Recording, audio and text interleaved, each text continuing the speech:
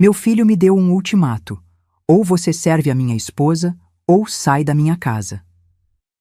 Fiquei parada por um instante, sentindo o chão sumir.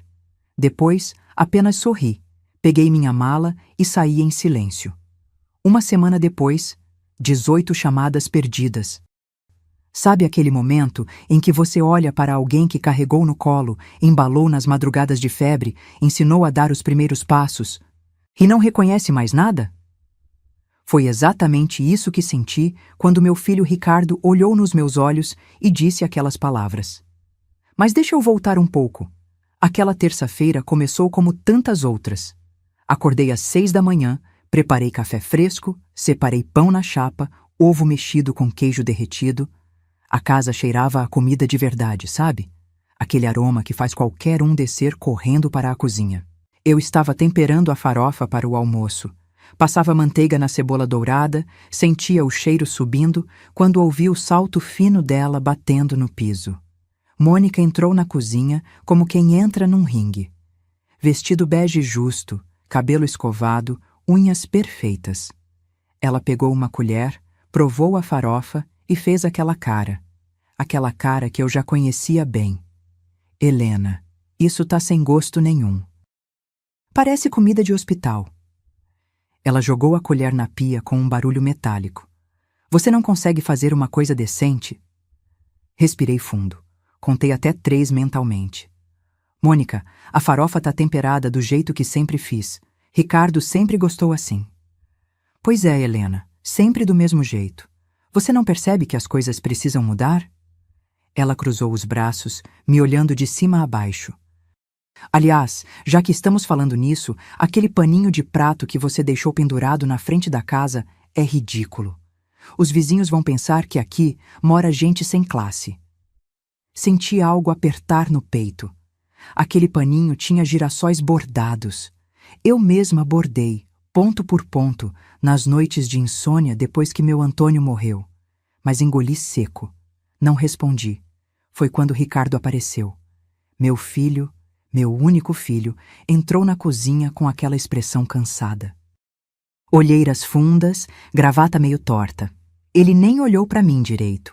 Só olhou para Mônica, que fez aquela voz manhosa, de criança mimada. Amor, eu não aguento mais isso. Não aguento mais viver assim, nessa tensão constante.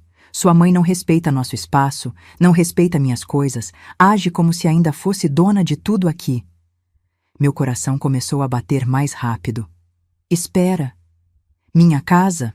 Minhas coisas? Ricardo suspirou, passou a mão no rosto. E então disse: Mãe, a gente precisa resolver isso agora. Ou você para com essa teimosia, aceita que as coisas mudaram e começa a colaborar com a Mônica, ou você arruma suas coisas e procura outro lugar para morar.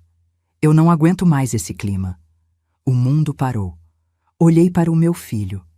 Procurei naquele rosto algum traço do menino que eu embalei, que acordava gritando com pesadelo e só se acalmava no meu colo. Procurei o homem que, no dia da formatura, me abraçou chorando e disse: Mãe, tudo que eu sou devo a você. Não achei nada disso. Só vi um estranho. Um homem que eu não conhecia. Algo muito estranho aconteceu dentro de mim naquele instante. Não foi raiva. Não foi tristeza imediata. Foi paz. Uma paz gelada, definitiva. Como quando você finalmente entende uma verdade que vinha evitando há muito tempo. Desliguei o fogo. Limpei as mãos no avental com calma e sorri. Não foi um sorriso de alegria. Foi o sorriso de quem acabou de tomar a decisão mais importante da vida. Tudo bem, Ricardo. Minha voz saiu firme. Mais firme do que eu esperava. Subi as escadas. Cada degrau parecia pesar 1 tonelada, mas meus passos eram decididos. No meu quarto, aquele que Mônica já havia planejado transformar em closet, puxei a mala debaixo da cama. Engraçado como eu já tinha, inconscientemente, deixado ela ali. Como se soubesse que esse dia ia chegar. Guardei apenas o essencial: roupas, documentos, a foto do meu Antônio, o terço da minha mãe. Deixei tudo que não cabia numa vida recomeçada. Desci com a mala. Ricardo estava parado no meio da sala, pálido. Acho que ele não esperava que eu realmente fosse embora. Mônica, do sofá, me observava com um sorrisinho de canto de boca. Parei na porta. Olhei ao redor pela última vez. Cada canto daquela casa contava uma história minha. Os azulejos da cozinha que escolhi um por um. A janela da sala que eu mesma mandei ampliar. O jardim que plantei tijolo por tijolo nos finais de semana. Olhei para Ricardo. E pela primeira vez em 67 anos, não senti aquela necessidade dolorosa de proteger meu filho de tudo. Só senti pena dele. Abri a porta e saí, sem olhar para trás, sem drama, sem lágrimas. Só o som da minha mala rodando no calçamento. E sabe o que aconteceu uma semana depois? 18 chamadas perdidas. Mas isso era só o começo de uma história que eles jamais imaginaram. Se você quer descobrir como uma mãe descartada virou o jogo e deu a lição mais poderosa da sua vida, inscreva-se no canal, porque essa história está só começando. Enquanto o táxi me levava para longe daquela casa, comecei a lembrar de tudo. Não era nostalgia. Era mais como se minha vida inteira passasse na minha frente, mostrando exatamente onde tudo começou. Eu tinha 28 anos quando me tornei viúva. 28. Ricardo tinha apenas 3 aninhos, ainda usava fralda à noite, chamava o pai de papai voa-voa porque Antônio trabalhava com motos. Foi numa terça-feira também. Engraçado como os piores dias da minha vida aconteceram todas em terças. Antônio saiu cedo para fazer uma entrega, motoboy, trabalhador, honesto. Voltaria para o almoço, como sempre. Mas o telefone tocou antes do meio-dia. Era o hospital. Acidente. Caminhão invadiu a pista. Ele não teve chance. Quando cheguei lá, já era tarde demais. E descobri mais. Antônio tinha dívidas. Muitas. Ele escondia de mim, tentando resolver sozinho. De repente, eu não era só viúva. Era viúva e endividada, com um filho pequeno, sem família por perto, sem nada além das minhas próprias mãos. Sabe o que você faz quando o chão desaba? Você aprende a construir no ar.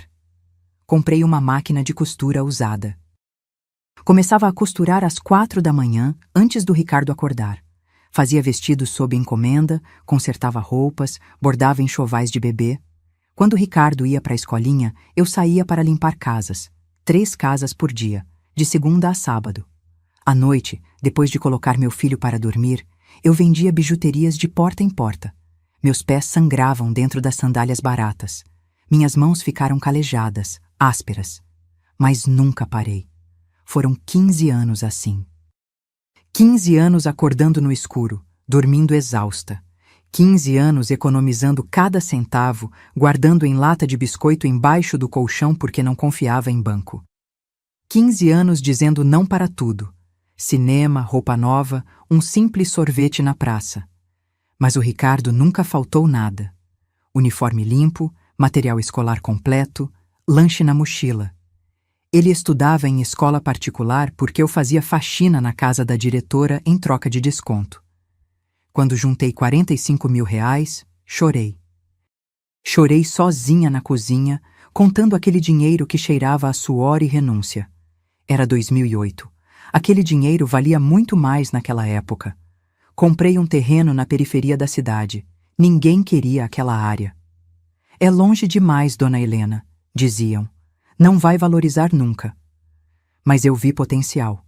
Vi futuro. Todo final de semana, eu e Ricardo íamos até lá.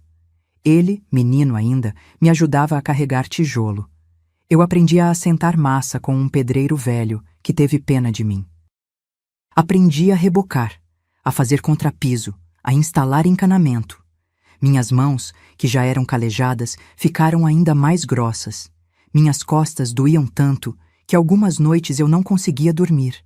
Mas cada tijolo era uma vitória. Cada parede levantada era uma promessa. Meu filho teria um lar. Levei 4 anos para terminar. 4 anos suando debaixo do sol, misturando cimento, pintando paredes.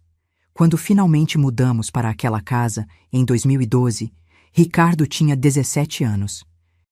Ele me abraçou na porta e disse: "Mãe, você é a mulher mais forte que eu conheço. Nunca vou esquecer tudo que fez por mim." Eu acreditei nele, Paguei a faculdade de engenharia. Eram R$ 1.200 por mês na época. Voltei a costurar mais, aceitei mais casas para limpar. Ricardo se formou em 2017, conseguiu um emprego excelente, começou a ganhar bem. E eu? Continuei naquela casa. A casa que eu construí. A casa que tinha meu suor em cada canto, minha história em cada parede. Aquela casa que hoje vale R$ 850 mil, porque a região valorizou exatamente como eu previ. E foi essa casa que meu filho acabou de me expulsar. Engraçado como a vida te ensina as lições mais duras, não é? Mas ele ainda não sabia de uma coisa. Algo que eu havia guardado em silêncio todos esses anos. Aquela casa tinha um segredo. Um segredo que em breve mudaria tudo. Mônica entrou na nossa vida num sábado de junho. Lembro até da roupa que ela usava. Vestido florido, salto alto demais para um churrasco casual, perfume tão forte que dava para sentir de longe. Ricardo tinha conhecido ela num evento da empresa, 3 meses antes. Ele chegou em casa naquela noite com os olhos brilhando, falando sem parar. Mãe, conheci uma mulher incrível, inteligente, bonita, bem resolvida. Eu sorri. Claro que sorri. Meu filho estava feliz. Que mãe não quer ver o filho apaixonado? Quando ela veio jantar pela primeira vez, trouxe vinho caro e um sorriso ainda mais caro. Me abraçou na porta, me chamou de mãezinha, com aquela voz doce demais. Ricardo fala tanto da senhora, deve ser uma mulher maravilhosa para ter criado um homem tão especial. Eu quis acreditar, juro que quis, mas tinha algo nos olhos dela, algo que eu não conseguia nomear. Era como quando você vê um animal bonito, mas percebe que ele está calculando cada movimento, estudando, planejando. Durante o jantar, ela elogiou tudo, a comida, a casa, a decoração, mas seus olhos passeavam pelos cômodos como quem faz inventário. Reparei como ela tocou no sofá bordô da sala, na cristaleira antiga, nas cortinas que eu mesma havia costurado. Que casa charmosa, mãezinha, tem um ar bem vintage. Vintage. Essa palavra me incomodou. Não sei por quê. Talvez porque ela não disse com carinho. Disse como quem identifica algo ultrapassado. Ricardo não percebeu nada. Ele estava flutuando, apaixonado, cego. 6 meses depois, veio com a notícia. Mãe, vou casar. Mônica é a mulher da minha vida. Meu coração apertou, mas engoli seco e abracei meu filho. Se você é feliz, eu sou feliz. O casamento foi em março de 2021. Grande, luxuoso, cheio de gente que eu não conhecia. Mônica queria tudo perfeito. Buffet de R$ 60 por pessoa, decoração com flores importadas, banda ao vivo. Ricardo veio até mim constrangido. Mãe, eu sei que é muito dinheiro, mas... Não deixei ele terminar. Quanto precisa? Ele engoliu seco. R$ 68 mil. Eu consegui juntar 40, mas falta... Fui no banco no dia seguinte. Tirei 28 mil da minha poupança. O dinheiro que eu guardava para emergências, para minha velhice, para um dia de chuva. Entreguei para Ricardo. Quero ver você feliz. É só isso que importa. Ele me abraçou chorando. Mãe, eu vou devolver. Prometo. Nunca devolveu, mas tudo bem. Era para a felicidade dele, não era? No casamento, Mônica estava radiante, vestido de renda francesa, grinalda de pérolas, maquiagem impecável. Ela brilhava. Eu, no meu vestido simples azul marinho, sentei na segunda fileira e chorei de emoção. Chorei porque meu menino estava crescendo, porque eu tinha conseguido. Sozinha, contra tudo, eu tinha criado um homem bom, educado, formado, ou pelo menos era o que eu pensava. Os primeiros meses foram tranquilos. Eles moravam comigo. Afinal, a casa tinha 3 quartos, espaço de sobra. Mônica era educada, ajudava nas tarefas, fazia elogios. Eu pensei, talvez eu tenha julgado mal. Talvez ela seja realmente boa moça. Mas então, devagar, as coisas começaram a mudar. Primeiro foram comentários sutis. Mãezinha, você não acha que essa toalha de mesa está meio antiga? Podia renovar, né? Ou, Essas plantas na varanda deixam tudo tão apertado. Depois vieram as sugestões. Ricardo, amor, a gente precisa modernizar essa casa. Está tudo tão antigo. Seus clientes vêm aqui às vezes. A gente precisa passar uma imagem melhor. Eu sentia cada palavra como um corte pequeno, invisível, mas dolorido. E então, num domingo de manhã, eu ouvi. Eles estavam no quarto, porta entreaberta. A voz de Mônica soava irritada. Ricardo, essa casa parece museu de pobre. Móvel velho, decoração anos 80, aquele sofá horrível. Como você aguentou viver assim? Congelei no corredor. Segurava a cesta de roupas limpas, ainda quentinhas, recém-tiradas do varal. Ricardo riu. Riu baixinho, constrangido. Ah, meu amor, minha mãe gosta dessas coisas antigas.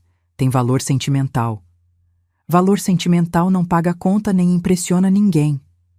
Senti meu peito apertar, mas não disse nada. Segui para o meu quarto, fechei a porta e sentei na cama. Olhei ao redor. Cada objeto ali tinha uma história, mas para ela era só velharia. Foi nesse momento que percebi. Mônica não tinha entrado na nossa vida por amor. Ela tinha entrado por ambição. E isso era só o começo. A transformação da casa começou 2 meses depois daquela conversa. Mas não foi abrupta. Foi como veneno lento que vai matando aos poucos sem que você perceba. Primeiro foi o sofá. Aquele sofá bordô que eu tinha comprado em 2013, parcelado em 12 vezes sem juros. Eu lembrava do dia que chegou. Ricardo me ajudou a desembalar, ajeitamos juntos na sala. Ficou lindo, mãe. Combinou perfeitamente. Num sábado qualquer, cheguei da feira e ele simplesmente não estava mais lá. No lugar, um sofá branco, minimalista, moderno, desconfortável. Parecia sofá de consultório, não de casa. Onde está o sofá? Minha voz saiu trêmula. Mônica estava mexendo no celular, unha vermelha deslizando pela tela. Nem levantou os olhos. Doamos, mãezinha. Estava velho demais. Esse aqui é melhor, mais clean. A casa precisa respirar. Respirar. Como se a casa estivesse sufocada. Como se eu estivesse sufocando a casa. Ricardo entrou carregando sacolas de compras. Gostou, mãe? A Mônica escolheu. Ficou moderno, né? Eu queria gritar. Queria dizer que aquele sofá tinha história, que eu sentava ali toda noite assistindo novela, que era o lugar onde Ricardo deitava a cabeça no meu colo quando tinha dor de cabeça. Mas só assenti. Ficou bonito. Mentira. Ficou gelado. Na semana seguinte, foi meu cantinho de costura. Eu tinha transformado o quarto menor da casa num pequeno ateliê. Minha máquina Singer antiga, caixas organizadas com linhas coloridas, tecidos dobrados com carinho. Era meu refúgio, o lugar onde eu ainda me sentia produtiva, útil. Voltei de uma consulta médica e a porta estava trancada. Estranhei. Bati. Mônica abriu com um sorriso. Oi, mãezinha. Esqueci de avisar. Vamos transformar esse quarto em closet. Já contratei o marceneiro. Semana que vem começa a obra. Meu coração disparou. Mas minhas coisas... Guardei tudo no depósito do prédio do Ricardo. Está tudo lá, não se preocupe. Depósito. Minhas memórias, meu trabalho, minha identidade. Num depósito. Mônica, aquele era meu espaço. Ela suspirou, como quem perde a paciência com criança teimosa. Helena, você nem costura mais tanto assim. E a gente precisa desse quarto. Não tem espaço suficiente para nossas roupas. Nossas roupas, na minha casa. Fui reclamar com Ricardo no fim do dia. Ele estava cansado, mexendo no notebook, testa franzida. Mãe, é só um quarto. Você pode costurar na cozinha se quiser. Ricardo, aquele era meu espaço, meu único cantinho. Ele fechou o notebook com um suspiro pesado. Mãe, por favor, a Mônica está tentando deixar a casa mais organizada. Não transforma isso numa guerra. É só um quarto. Nunca mais costurei. Depois foram as plantas, meu jardim. Tinha cultivado cada uma com paciência de anos. As roseiras que plantei quando Ricardo fez 10 anos. os lírios que vieram de mudas da minha vizinha Dona Carmen, a hortelã que crescia forte no canteiro da frente.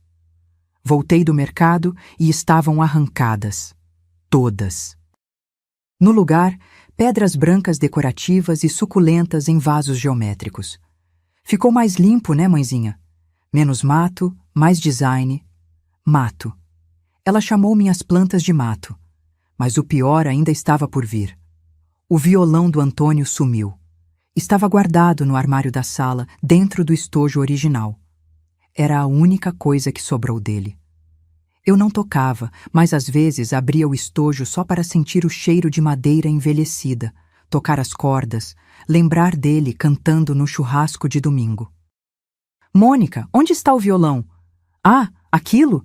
Dei para um projeto social. Estava parado, sem uso. Alguém vai aproveitar melhor. Senti as pernas bambas. Você não tinha direito... Helena, eram tranqueiras ocupando espaço. A casa está muito mais leve agora. Leve. Como se peso fosse ruim. Como se memória fosse carga. As fotos antigas da parede também foram tiradas. Está tudo no pendrive, mãezinha. Mais prático. Prático. Invisível. Apagado. Eu estava sendo apagada da minha própria casa. Devagar.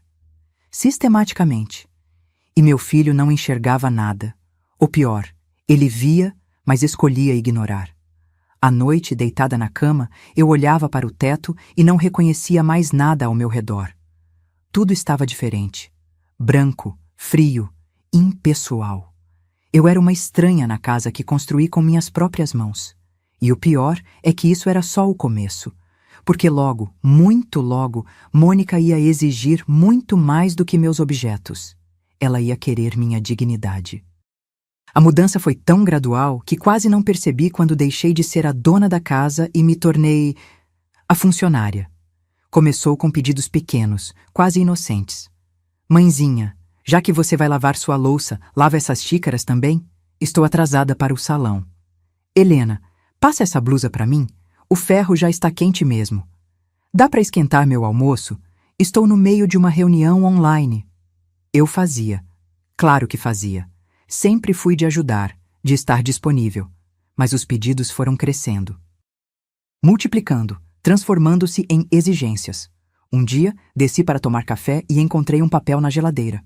Uma lista, escrita com a letra caprichada da Mônica, presa com ímã decorativo. Tarefas, Helena, 7U, café pronto, 8U, roupa de cama trocada, nosso quarto. 10 horas, banheiro limpo. 12 horas, almoço na mesa. 14 horas, passar roupas. 18 horas, jantar pronto. 20 horas, cozinha organizada. Fiquei olhando aquele papel. Lia e relia, como se as palavras fossem mudar de sentido. Mas não mudavam. Ricardo entrou bocejando, pegou o café. Viu minha cara. Que foi, mãe? Apontei para a lista. Minha voz saiu rouca. Isso. Ele deu de ombros. Ah, a Mônica está tentando organizar melhor a rotina da casa. É bom, né? Fica tudo mais estruturado. Ricardo, isso é uma lista de tarefas, como se eu fosse... Fosse o quê, mãe? Ele me olhou com impaciência. Você mora aqui, não mora? Todo mundo ajuda nas tarefas. É justo. Justo. Essa palavra ecoou na minha cabeça o dia inteiro. E como eu sempre fiz, engoli seco e cumpri. Porque eu não queria conflito. Porque eu tinha medo de perder meu filho. Porque lá no fundo, uma parte de mim ainda acreditava que era temporário. Mas não era. As semanas passaram e a lista aumentou. Lavar o carro, regar as plantas novas, limpar os vidros, organizar o closet. Eu, que construí aquela casa tijolo por tijolo, agora limpava banheiro com horário marcado. O pior veio num sábado à noite. Mônica decidiu fazer um jantar com as amigas. 5 mulheres cheias de perfume caro, unhas feitas, risos altos. Elas se sentaram na sala, no sofá branco que eu odiava, e Mônica me chamou. Helena, traz mais vinho para as meninas? Peguei a garrafa da geladeira. Servi cada uma. Elas nem olharam para mim. Conversavam sobre viagem para Cancún, spa, botox. Helena, esses petiscos estão acabando. Faz mais, por favor? Voltei para a cozinha. Preparei mais torradas com patê. Quando levei, uma das amigas disse alto: Mônica, que sorte você tem! Ter uma ajuda em casa assim disponível o tempo todo? Ajuda. Ela me chamou de ajuda. Mônica riu. Pois é, me poupa muito trabalho. Senti o rosto queimar, mas não disse nada. Voltei para a cozinha, apoiei as mãos na pia, respirei fundo. Quando elas foram embora, eram quase meia-noite. A sala estava um caos. Copos vazios, guardanapos amassados, migalhas por todo lado. Fui dormir. Acordei cedo no domingo e a pia estava entupida de louça suja. Um bilhete na bancada. Pensei que você gostasse de manter tudo limpo. BJs, Mo. Lavei tudo, cada copo, cada prato, com as mãos tremendo de raiva contida. Ricardo apareceu no fim da manhã. Mãe, cadê meu almoço? Estou com fome. Olhei para ele. Meu filho, que eu criei, que eu alimentei, que eu embalei. Agora me cobrava almoço como quem cobra garçonete. Está quase pronto. Demora não. Vou sair com a Mônica às 2. Nem um por favor, nem um obrigado. Naquela noite, fiz meu prato e fui comer na cozinha. Sentei no banquinho perto do fogão, sozinha. Ouvi as risadas deles na sala, assistindo o filme. Eu não era mais bem-vinda à mesa, não era mais parte da família. Era apenas a mulher que cozinhava, limpava e desaparecia. Fui dormir cedo. Tranquei a porta do quarto, sentei na beirada da cama e, pela primeira vez em 40 anos, deixei as lágrimas caírem. Chorei em silêncio. Porque se fizesse barulho, talvez eles pedissem para eu parar, como se até minha dor incomodasse. E enquanto chorava, uma pergunta martelava na minha cabeça. Como foi que eu deixei chegar até aqui? Mas a resposta eu já sabia. Eu deixei porque amava. Porque tinha medo de perder. Porque achei que amor de mãe significava aceitar tudo. Só que tem coisas que amor nenhum deveria aceitar. E eu estava perto, muito perto, de descobrir meu limite. Foi numa quarta-feira à tarde que minha vida mudou para sempre. Ou melhor, foi quando finalmente entendi o que realmente estava acontecendo. Eu tinha ido ao mercado comprar coisas para o jantar. Mônica pediu salmão fresco. Disse que tinha convidado o chefe do Ricardo. Precisa estar impecável, Helena. É importante para a carreira dele. Voltei mais cedo do que planejava. O mercado estava vazio, fila pequena. Entrei em casa e ouvi vozes no quarto deles. A porta estava encostada, não trancada. Ia passar direto, mas uma frase me congelou no corredor. Ricardo, sua mãe precisa sair dessa casa logo. A voz de Mônica soava irritada, impaciente. Não aguento mais vê-la andando por aí como se fosse dona de alguma coisa. Meu coração começou a bater mais forte. Fiquei paralisada, segurando as sacolas do mercado.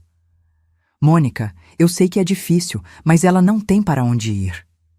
A voz do meu filho soava cansada, resignada. Problema dela, Ricardo. A gente se matando de trabalhar, pagando contas e ela aqui de freeloader.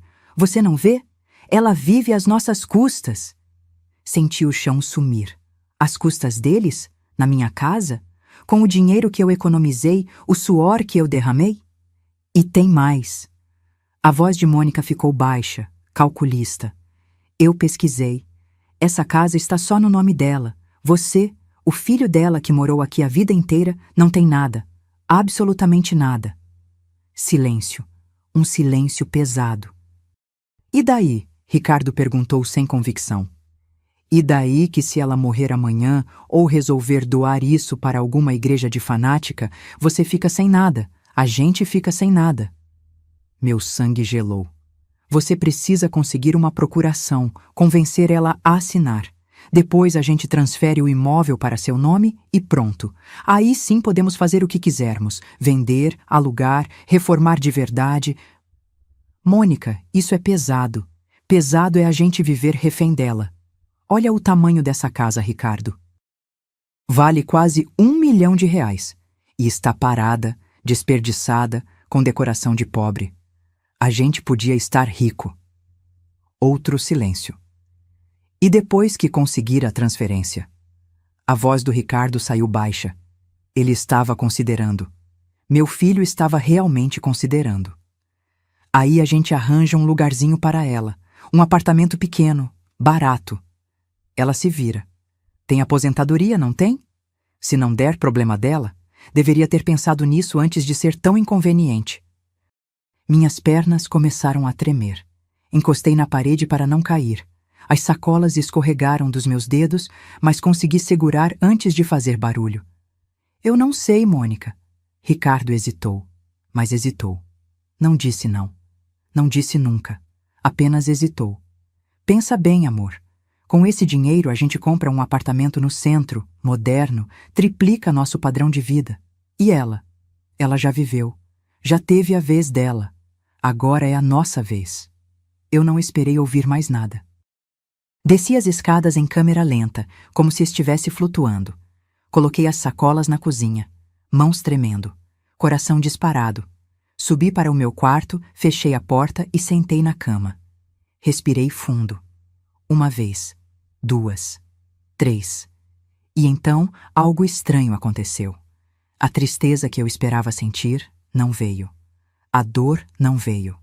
O que veio foi clareza. Fria, cristalina, definitiva. Eu tinha sido ingênua, idiota. Tinha acreditado que amor familiar era incondicional, que sangue significava lealdade. Tinha me anulado, me diminuído, aceitado humilhação atrás de humilhação porque não queria criar problema. E agora? Agora eu descobria que não era só desrespeito. Era um plano, um golpe. Queriam me tirar tudo e me jogar fora como lixo. Peguei meu celular. Procurei nos contatos um nome que não via há meses. Doutora Silvia Medeiros. Minha amiga desde os tempos da igreja, advogada aposentada, uma das poucas pessoas em quem eu realmente confiava. Mandei mensagem. Silvia, preciso da sua ajuda. Urgente. Pode me receber amanhã? A resposta veio em segundos. Claro, querida. 10 horas. Meu escritório. Está tudo bem? Agora vai estar. Naquela noite, fiz o jantar como sempre. Salmão grelhado, arroz com açafrão, legumes no vapor. Pus à mesa. Servi o chefe do Ricardo. Sorri. Fui educada. Mônica me olhava com superioridade. Ricardo evitava meu olhar. Mas eu? Eu estava calma. Pela primeira vez em meses, estava absolutamente calma. Porque agora eu tinha um plano também. E diferente deles, o meu plano tinha uma coisa que o deles não tinha: justiça. Na manhã seguinte, acordei às 6 como sempre, mas dessa vez era diferente. Tinha dormido profundamente pela primeira vez em semanas. Mente clara, decisão tomada. Fui até o escritório da doutora Silvia às 10 em ponto. Ela me recebeu com café fresco e aquele olhar afiado de quem já viu muita coisa na vida. Contei tudo. Cada detalhe. Cada humilhação. A conversa que escutei. Silvia ficou em silêncio por alguns segundos. Depois, suspirou fundo. Helena, eu vou ser direta. Eles não têm direito legal nenhum sobre sua casa. Nenhum. Mas você precisa se proteger agora. Ela abriu uma pasta. Vamos fazer 3 coisas hoje mesmo. Primeiro, um testamento blindado. Segundo, uma declaração de propriedade exclusiva registrada em cartório. Terceiro, você vai tirar cópias de todos os comprovantes de que construiu e manteve aquela casa sozinha. E se eles tentarem me forçar a assinar alguma coisa? Qualquer documento assinado sob coação é nulo, mas Helena... Ela segurou minha mão. Você está preparada para as consequências? Porque quando você se proteger, eles vão reagir. Eu sei. Minha voz saiu firme. E estou pronta. Passamos 3 horas naquele escritório. Assinei papéis, registrei tudo. Quando saí, levava na bolsa documentos que protegiam meu patrimônio. E mais, Silvia me ofereceu o quarto de hóspedes dela. Quando precisar, é só vir. Voltei para casa no fim da tarde. A decisão estava tomada. Mas eu não ia simplesmente sair. Ia esperar o momento certo. O momento em que eles se mostrassem completamente. Esse momento chegou 3 dias depois. Era domingo. Eu estava preparando o almoço. Macarrão à bolonhesa, o preferido do Ricardo desde criança. A cozinha cheirava a alho e manjericão. Eu mexia o molho quando Mônica entrou. Provou a farofa que eu tinha preparado e fez aquela cara de nojo que eu já conhecia tão bem. Helena, isso está horrível. Sem gosto nenhum. Parece ração. Ela jogou a colher na pia com força. Você não sabe fazer mais nada direito mesmo. Desliguei o fogo. Respirei fundo. Mônica, essa farofa está temperada como sempre esteve. Se não gosta, não coma. Ela arregalou os olhos. Não estava acostumada com resposta. Como é que é? Está me respondendo agora? Estou dizendo que se não gosta da minha comida, você é livre para cozinhar a sua. Foi quando Ricardo entrou. Cabelo bagunçado, cara de sono. Mônica correu até ele como criança que vai fazer queixa. Amor, você está vendo? Sua mãe está me destratando. Eu só fiz um comentário e ela veio com ignorância. Ricardo olhou para mim. Cansado, irritado, farto, e então veio. A frase que eu sabia que estava chegando. A frase que eu tinha estado esperando. Mãe, chega! Eu não aguento mais isso. Não aguento mais essa tensão, esse clima pesado, você criando caso por tudo. Ele passou a mão no rosto. Vou ser bem claro agora. Ou você para com essa teimosia toda, aceita que as coisas mudaram aqui, obedece às regras da Mônica e para de criar problema. Ou você junta suas coisas e procura outro lugar para morar. Porque eu não aguento mais. Decida agora. O mundo ficou em silêncio. Olhei para o meu filho. Procurei nos olhos dele algum traço do menino que eu ninei nas madrugadas. Do adolescente que chorava no meu ombro quando levava fora da menina. Do jovem que jurou que nunca me abandonaria. Não encontrei. Só vi um homem que eu não conhecia. Um estranho usando o rosto do meu filho. E naquele momento, algo se libertou dentro de mim. Sorri. Um sorriso pequeno, tranquilo. Tudo bem, Ricardo? Ele piscou, confuso. Mônica também. Acho que esperavam lágrimas, súplicas, desespero. Limpei as mãos no pano de prato. Tirei o avental com calma. Pendurei no gancho. Vou pegar minhas coisas. Subi as escadas. Cada degrau era uma libertação. Puxei a mala debaixo da cama. Aquela mesma que tinha preparado dias antes, sabendo que esse momento chegaria. Roupas, documentos, a foto do Antônio, o terço da minha mãe. O que mais importava cabia numa mala. Desci. Ricardo estava no meio da sala, pálido. Acho que finalmente tinha caído a ficha do que ele tinha feito. Mônica, no sofá, tentava disfarçar um sorriso. Parei na porta, olhei ao redor pela última vez. Cada tijolo, cada parede, cada canto, tudo tinha minha história, meu suor, minha vida, mas não tinha mais meu futuro. Olhei para Ricardo. Cuide bem da casa, você vai precisar. Ele franziu a testa, sem entender. Abri a porta e saí. O sol da tarde batia no meu rosto. A rua estava quieta. Andei até a esquina carregando minha mala. Não olhei para trás, nenhuma vez. Liguei para Sílvia. Estou indo. Te espero com café pronto. E enquanto o táxi me levava embora, senti algo que não sentia há muito tempo. Paz, porque às vezes perder tudo é a única forma de recuperar a dignidade. Os primeiros 2 dias foram de silêncio absoluto. Nenhuma ligação, nenhuma mensagem, nada. Eu estava na casa da Sílvia, num quarto simples, mas aconchegante, com cheiro de lavanda e luz natural entrando pela janela. Ela não fez perguntas invasivas, apenas me abraçou e disse: "Fica o tempo que precisar." Na segunda noite, tomando chá na varanda, Sílvia comentou: "Sabe o que vai acontecer agora, né? Quando a poeira baixar, eles vão perceber." Perceber o quê? Tudo que você fazia, tudo que você era, tudo que você sustentava sem que eles notassem. Ela tinha razão. No terceiro dia, meu celular tocou pela primeira vez. Era Ricardo. Deixei cair na caixa postal. Ele não deixou recado. Mas eu sabia o que estava acontecendo lá, porque eu conhecia aquela casa. Conhecia cada detalhe, cada necessidade, cada despesa, e eles estavam descobrindo do jeito mais duro possível. Sílvia tinha uma amiga que morava na mesma rua da casa. Dona Lourdes, curiosa como toda vizinha de bairro, me ligou no quarto dia. Helena, minha filha, que confusão está acontecendo aí na sua casa? A Mônica passou aqui pedindo para eu ensinar ela a ligar a máquina de lavar. Máquina de lavar, Helena. A menina não sabe nem isso. Eu quase ri. Quase.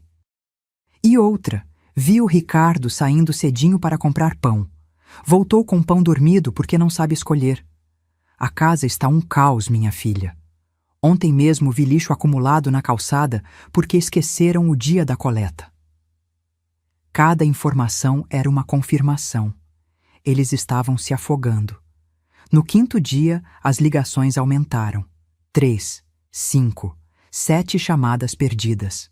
No sexto dia, recebi uma mensagem de Ricardo. Mãe, preciso falar com você. Por favor. Não respondi.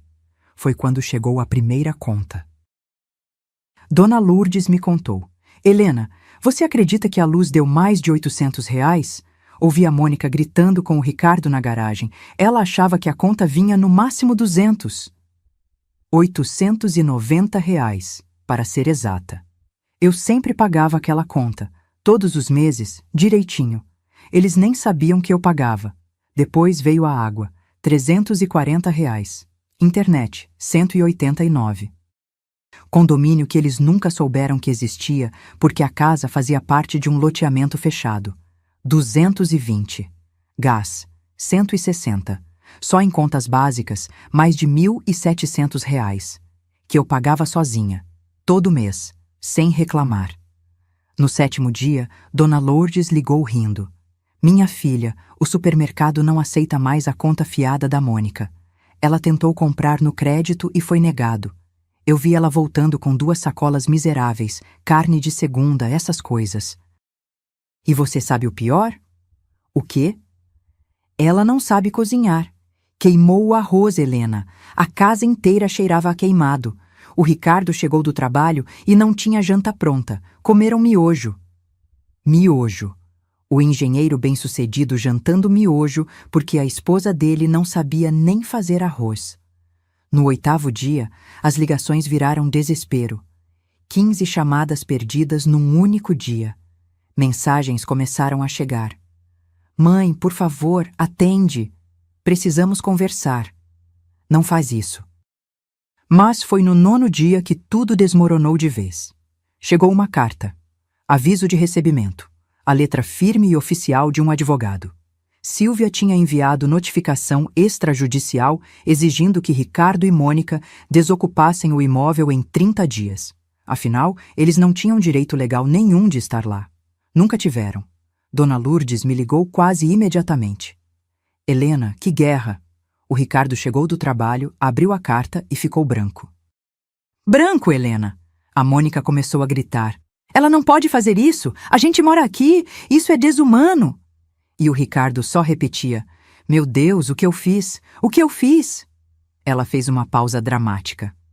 E tem mais. Chegou outra carta junto. Do cartório. Que carta? Helena, isso é verdade? Você fez testamento deixando a casa para uma instituição de caridade? Sim, era verdade. Cada centavo, cada tijolo, cada metro quadrado daquela casa que eu construí com minhas próprias mãos ia para uma ONG que acolhia idosos abandonados pela família. Irônico, não? A Mônica tá fora de si. Tá falando em processar, em contestar. Mas o Ricardo tá acabado, Helena. Vi ele chorando na garagem ontem à noite. Chorando igual criança. Desliguei o telefone e fiquei olhando para o jardim da casa da Sílvia. O sol estava se pondo, pintando o céu de laranja e rosa. Sílvia se sentou ao meu lado. Como você está se sentindo? Pensei bastante antes de responder. Vazia, mas aliviada. Ele vai vir te procurar. Você sabe disso, né? Eu sei. E o que você vai fazer? Respirei fundo. Vou ouvir, mas não vou voltar atrás, porque tinha coisas que não tinham volta, palavras que não podiam ser desfitas, escolhas que tinham consequências. e pela primeira vez na vida, não era eu quem ia arcar com ela sozinha. Era a hora de eles aprenderem. No 10º dia, o desespero bateu à porta. Literalmente. Eu estava ajudando Silvia a regar as plantas do quintal quando a campainha tocou. Ela foi atender e voltou com expressão séria. É o Ricardo. Quer falar com você. Meu coração acelerou, mas minha voz saiu firme. Manda ele ir embora. Helena, ele está chorando no portão. Algo dentro de mim tremeu, mas não cedi.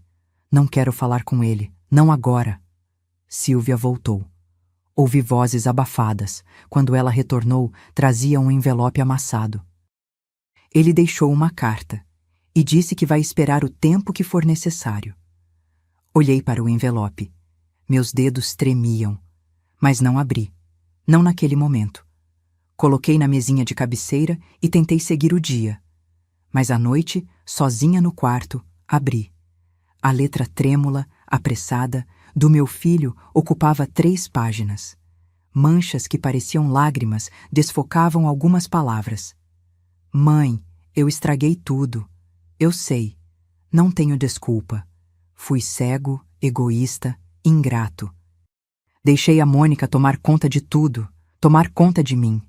Não enxerguei o quanto você fazia, o quanto sustentava sozinha. Eu te expulsei da sua própria casa, da casa que você construiu. Eu não mereço nem seu perdão, nem sua presença, mas preciso que saiba. Estou me afogando sem você. E não é pela casa, é por você, pela minha mãe. Por favor, me dá uma chance de consertar isso. Dobrei a carta devagar. Coloquei de volta no envelope. E não chorei. Porque algumas feridas são profundas demais para lágrimas. No 12º dia, recebi uma ligação de um número desconhecido. Quase não atendi, mas algo me fez apertar o botão verde. Alô? Dona Helena? Uma voz masculina, formal. Sou o Dr. Augusto Marinho, advogado representando Ricardo Santos e Mônica Ferreira. Gostaria de agendar uma reunião para discutirmos um acordo amigável sobre o imóvel. Desliguei. Bloqueei o número. Mônica tinha ido longe. Contratado advogado. Mas ela não entendia uma coisa. Eu tinha a lei do meu lado. E mais importante ainda, eu tinha a verdade. Silvia confirmou no dia seguinte. Eles não têm base nenhuma, Helena. O imóvel está no seu nome desde sempre. Você construiu, pagou, mantém. Eles são ocupantes sem direito legal. A notificação é válida. Se não saírem em 30 dias, vamos com despejo. E o testamento? Registrado, reconhecido e irrevogável. Mesmo que você morresse amanhã, aquela casa vai para a instituição. Eles não têm como reverter. Naquela noite, Dona Lourdes me ligou com mais novidades.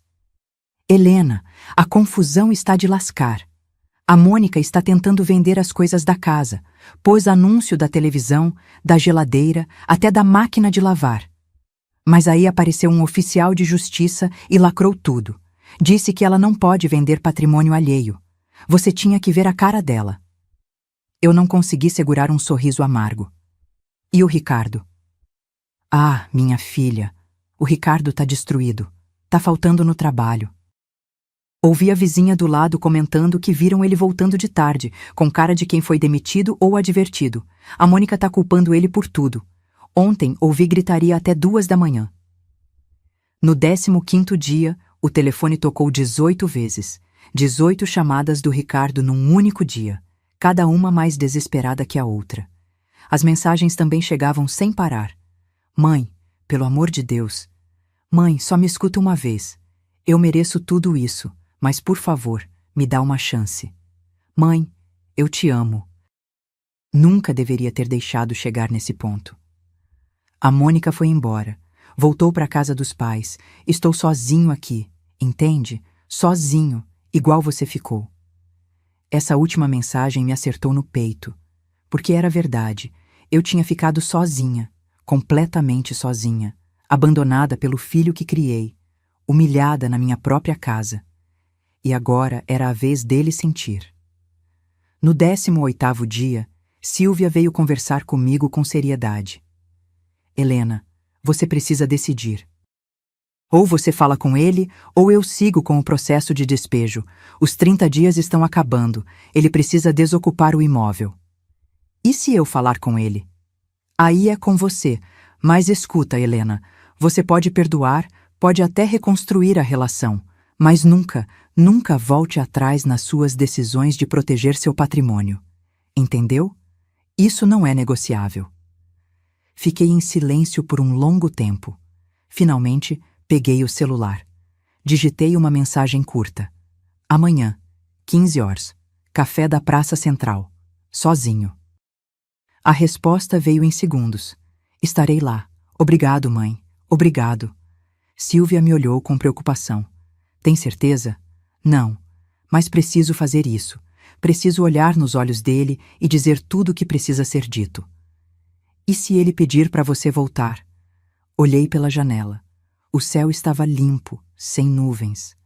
Aí ele vai descobrir que algumas portas, quando se fecham, não abrem mais da mesma forma. Porque perdão não significava esquecer.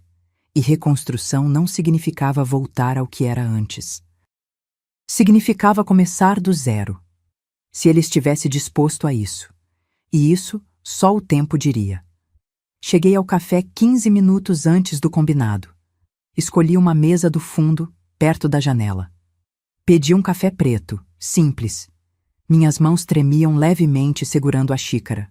Silvia tinha insistido em me acompanhar, mas recusei. Isso era algo que eu precisava fazer sozinha. Às 15 horas em ponto, Ricardo entrou. E eu quase não o reconheci. Meu filho estava irreconhecível. Olheiras profundas, barba por fazer, roupa amassada. Ele tinha emagrecido. Muito. A camisa social, antes justa, agora pendia nos ombros. Ele me viu e parou, como se reunisse coragem para dar mais um passo. Caminhou até a mesa devagar. Sentou-se na minha frente sem dizer nada no primeiro momento. Apenas me olhou. E então seus olhos encheram de lágrimas. Mãe. A voz dele saiu quebrada. Não respondi imediatamente. Só o observei. Este homem destruído à minha frente era o mesmo que 3 semanas atrás me deu um ultimato na minha própria cozinha. Você pediu para conversar, então converse. Minha voz saiu mais fria do que eu esperava. Ele engoliu seco. Limpou as lágrimas com as costas da mão. Eu não sei nem por onde começar. Desculpa é pouco. Desculpa não paga o que eu fiz, o que eu deixei acontecer. Não, não paga mesmo. Mãe, eu fui um cego, um idiota completo. A Mônica. Ela me manipulou, me convenceu de que você era o problema, de que você estava atrapalhando nossa vida. E eu acreditei. Acreditei porque era conveniente. Porque era mais fácil culpar você do que enxergar quem ela realmente era. E quem ela era, Ricardo? Ele fechou os olhos. Uma golpista, uma interesseira. Ela nunca me amou. Amou a ideia do que eu poderia dar para ela. Status, conforto, dinheiro e principalmente aquela casa. Sua voz ficou amarga. A casa que você construiu sozinha enquanto eu era criança. A casa que vale uma fortuna hoje. Ela queria tudo. E eu ia deixar ela tomar. Senti algo apertar no peito, mas mantive a expressão neutra. E o que mudou? Tudo mudou quando você saiu. Ele olhou para as próprias mãos. No primeiro dia, eu achei que ia ser um alívio, sem conflitos, sem tensão. A Mônica comemorou. Disse que finalmente éramos livres. Ele fez uma pausa, a voz embargada. Mas no segundo dia, acordei e não tinha café pronto. Parece bobo, né? Mas você sempre fazia café. Sempre, desde que eu me lembro. E de repente não tinha. Aí percebi que a geladeira estava vazia. Você sempre fazia compras. Eu nem sabia em qual mercado você ia. Continue. As contas começaram a chegar. Mãe, eu não fazia ideia. Não fazia ideia de quanto custava manter aquela casa. Luz, água, internet, gás, condomínio que eu nem sabia que existia. Você pagava tudo. Tudo.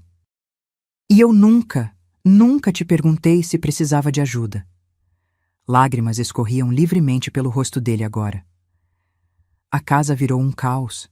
A Mônica não sabia nem ligar a máquina de lavar. Queimava comida, deixava a louça acumular. Brigávamos todos os dias. E então chegou aquela carta. Ele me olhou com desespero. A notificação. E foi aí que caiu a ficha de verdade. Aquela não era minha casa. Nunca foi. Era sua. Sempre foi só sua. E eu tinha te expulsado. Te expulsei da casa que você construiu com suas próprias mãos. E o testamento? Minha voz estava firme, mas meu coração batia forte. O testamento me destruiu. Ele soluçou. Você preferiu deixar tudo para desconhecidos do que para mim. E você estava certa. 1000 vezes certa. Eu não merecia nada. Nada. Ricardo cobriu o rosto com as mãos. Seus ombros tremiam. A Mônica surtou. Tentou me convencer a processar você, a contestar o testamento, a acusar você de senilidade. Quando eu recusei, quando eu disse que você estava certíssima, ela me chamou de fraco, de burro. Disse que eu tinha jogado fora a maior oportunidade da nossa vida. E foi embora. Simplesmente arrumou as malas e foi embora. E você? Eu fiquei sozinho naquela casa enorme, vazia, cheia das suas memórias. E entendi tudo. Cada canto daquela casa gritava seu nome, seu sacrifício, sua história. E eu tinha te jogado fora como se você não valesse nada. Ele estendeu a mão sobre a mesa, mas não me tocou. Mãe, eu perdi tudo. Perdi minha esposa, perdi minha casa, estou quase perdendo meu emprego. Mas nada disso importa, nada, porque eu perdi você. E essa é a única coisa que realmente dói. Fiquei em silêncio. Deixei as palavras dele ecoarem entre nós. Eu não quero sua casa, mãe. Não quero seu dinheiro. Só quero minha mãe de volta. Quero poder tomar café com você no domingo. Quero poder te ligar quando tiver um dia ruim. Quero consertar isso, mesmo que leve anos, mesmo que você nunca me perdoe completamente. Só me dá uma chance de tentar. Olhei para meu filho, meu único filho, o menino que eu carreguei no colo, que eu protegi de tudo, que eu amei mais que minha própria vida. E então disse a verdade. Parte 11, 6 meses depois. A Justiça Poética. Ricardo, eu não vou mentir dizendo que está tudo bem, porque não está. Minha voz saiu firme, mas sem raiva. Você não me perdeu por acidente. Você me descartou. Me humilhou, me transformou em empregada na casa que eu construí. E pior, você ouviu sua esposa planejar me roubar, me tirar tudo e hesitou. Você não disse não na hora. Você hesitou. Ele abaixou a cabeça, envergonhado. Mas respirei fundo. Você é meu filho, e eu não deixo de ser mãe mesmo quando você deixa de ser filho. Então vou te dizer o que vai acontecer agora. Ricardo me olhou com um fio de esperança nos olhos. A casa continua no meu nome. O testamento continua valendo. Você vai sair daquela casa nos próximos 15 dias. Isso não é negociável. Ele assentiu, engolindo o choque. Mas se você quiser, a gente pode reconstruir nossa relação, do zero. Sem casa, sem dinheiro, sem interesse. Só mãe e filho. Se você realmente quiser, eu aceito te dar essa chance. Uma única chance. Eu quero, mãe. Eu juro que quero. Então prove, com tempo, com atitudes, com respeito. E talvez, só talvez, a gente consiga recuperar alguma coisa do que foi destruído. Ah, ele se levantou, veio até mim e se ajoelhou ao lado da minha cadeira. Me abraçou como não fazia há anos e chorou. Chorou como criança perdida. E eu, pela primeira vez em semanas, deixei algumas lágrimas caírem também. Mas não voltei atrás, nem 1 milímetro. 6 meses se passaram desde aquele dia no café. E muita coisa mudou. Eu mudei. Aluguei um apartamento pequeno num bairro tranquilo.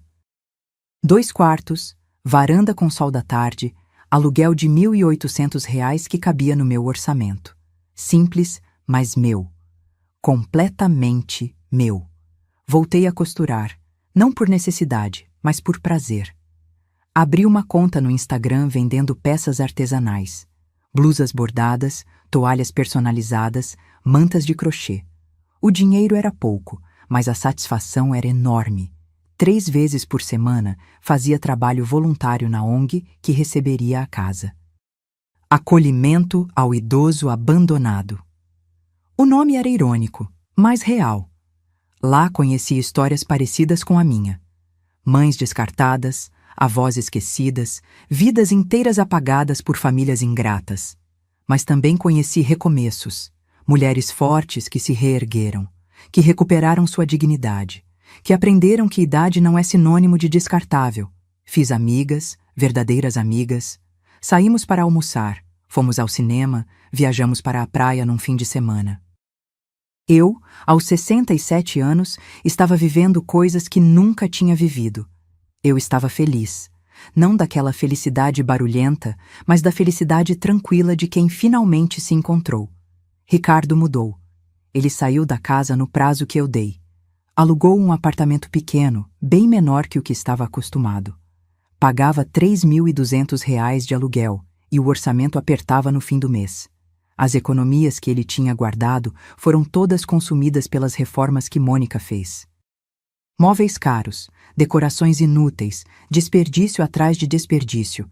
Ele estava começando do zero financeiramente, mas estava tentando, realmente tentando. Todo sábado ele me visitava. Trazia pão fresco, tomávamos café juntos na minha varanda, conversávamos sobre trabalho, sobre vida, sobre os erros que ele cometeu. Ele começou terapia, reconheceu que tinha sido manipulado, mas também que tinha escolhido ser cego. Mãe, eu vi você sofrendo. Eu vi. Mas fingi que não via porque era mais fácil manter a paz com a Mônica do que defender você. Isso me envergonha todos os dias. Nosso relacionamento estava sendo reconstruído, devagar, tijolo por tijolo, assim como eu construí aquela casa anos atrás. Mas agora com uma diferença. Tinha base sólida, tinha respeito, tinha limites. Mônica colheu o que plantou. Ela voltou para a casa dos pais. A família que tanto ostentava riqueza estava, na verdade, afogada em dívidas. Aparências mantidas com cartão de crédito e empréstimos. O casamento de fachada que ela construiu desmoronou. Ricardo pediu divórcio 2 meses depois da separação. Ela tentou pedir pensão, mas o juiz negou. Casamento curto, sem filhos, ambos com capacidade de trabalho. Ela tentou se aproximar de outros homens com dinheiro, mas a reputação dela já tinha se espalhado. A mulher que expulsou a sogra da própria casa. Ninguém queria se envolver. Dona Lourdes me contou, com aquele prazer de fofoca que só vizinha tem, que Mônica estava trabalhando numa loja de roupas no shopping. Salário mínimo, comissão pequena. Os saltos altos agora doíam no final do expediente. A casa que ela tanto cobiçou estava sendo preparada para virar o novo lar da ONG. Reformas foram iniciadas para transformar os cômodos em quartos coletivos acolhedores. Onde antes tinha ambição e conflito, haveria agora cuidado e recomeço. E o final desta história? Não foi o final de contos de fadas que as pessoas esperam. Não houve reconciliação dramática com abraços e promessas eternas. Houve algo melhor. Houve verdade. Ricardo e eu reconstruímos um relacionamento baseado em respeito mútuo. Ele não voltou a morar comigo. Eu não voltei a ser a mãe que se anula pelo filho. Somos 2 pessoas adultas que se amam, mas com limites saudáveis. Ele me liga durante a semana só para saber como estou. Levou 6 meses até eu conseguir dizer, eu te amo de novo. Mas quando disse, foi real. Num domingo de tarde, enquanto tomávamos café na minha varanda, Ricardo olhou para mim e disse, mãe, obrigado. Por quê?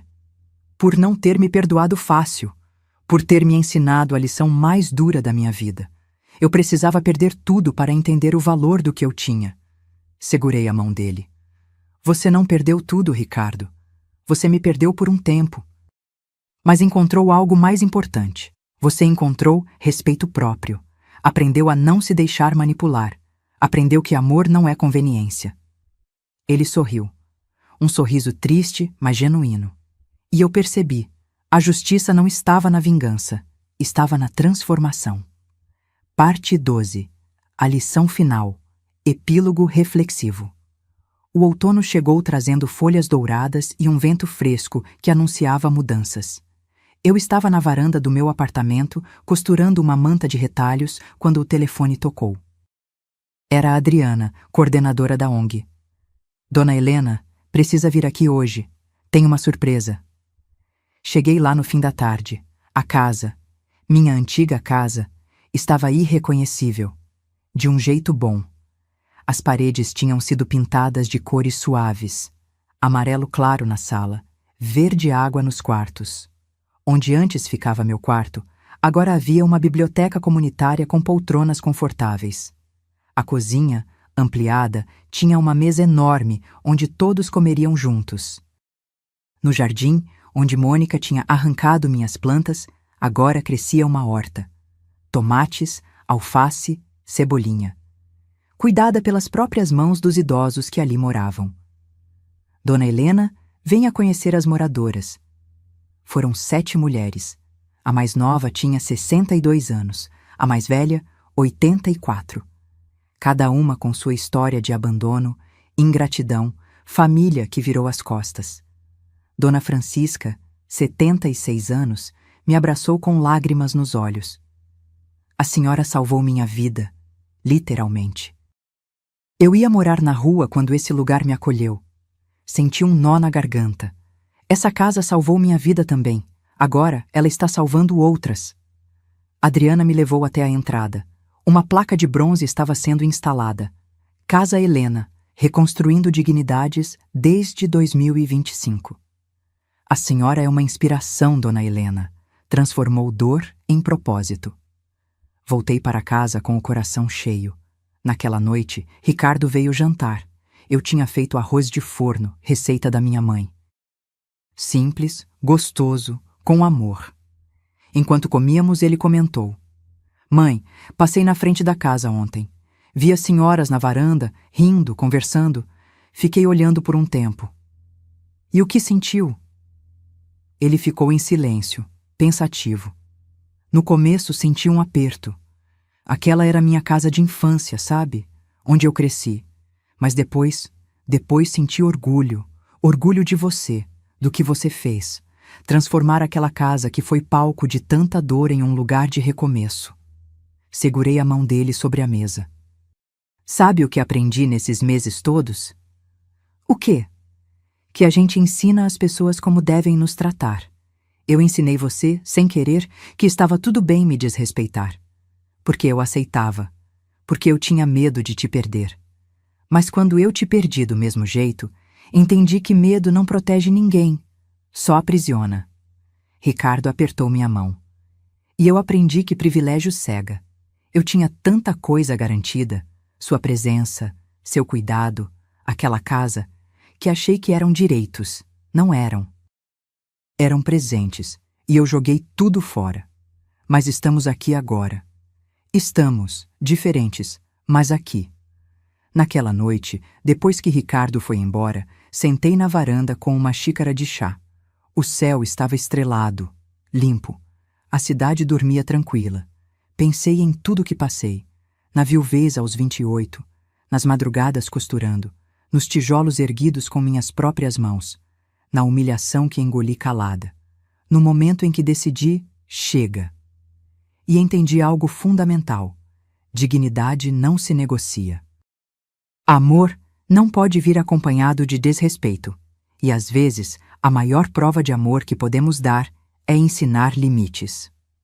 3 semanas depois, recebi um convite inesperado.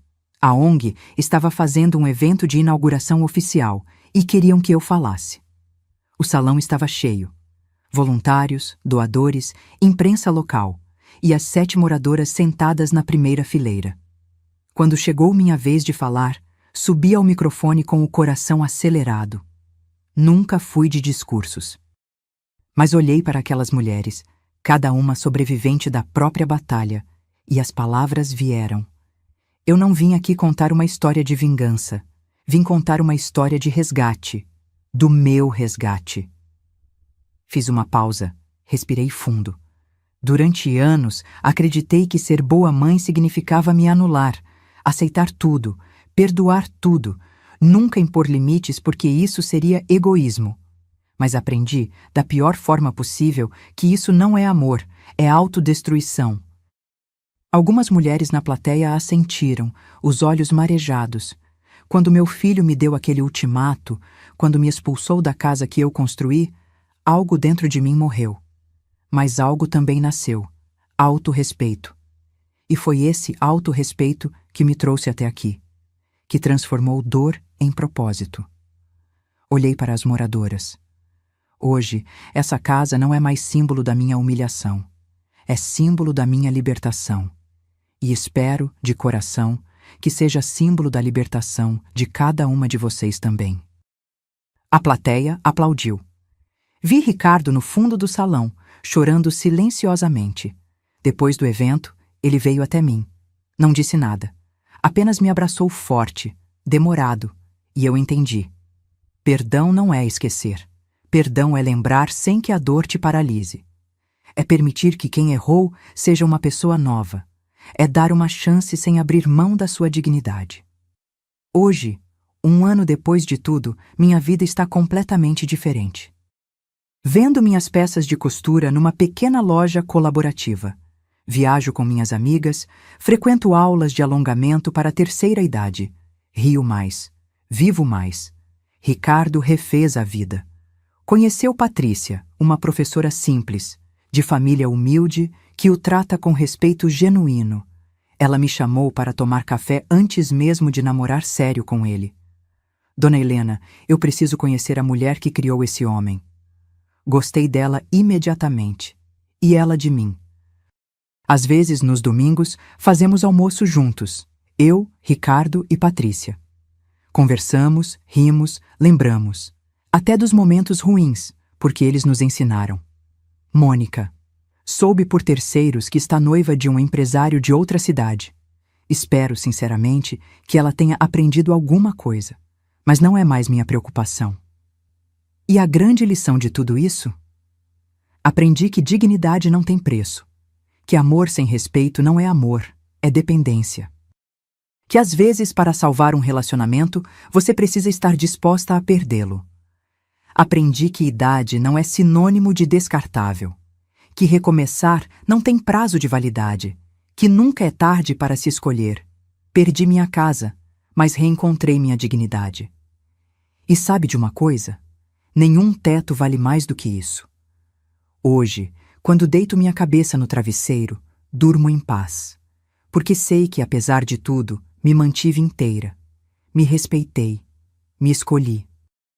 E essa, minha gente, é a vitória mais importante de todas. Se esta história tocou seu coração de alguma forma, deixe nos comentários de onde você está assistindo. Conte se você já passou por algo parecido ou se conhece alguém que passou.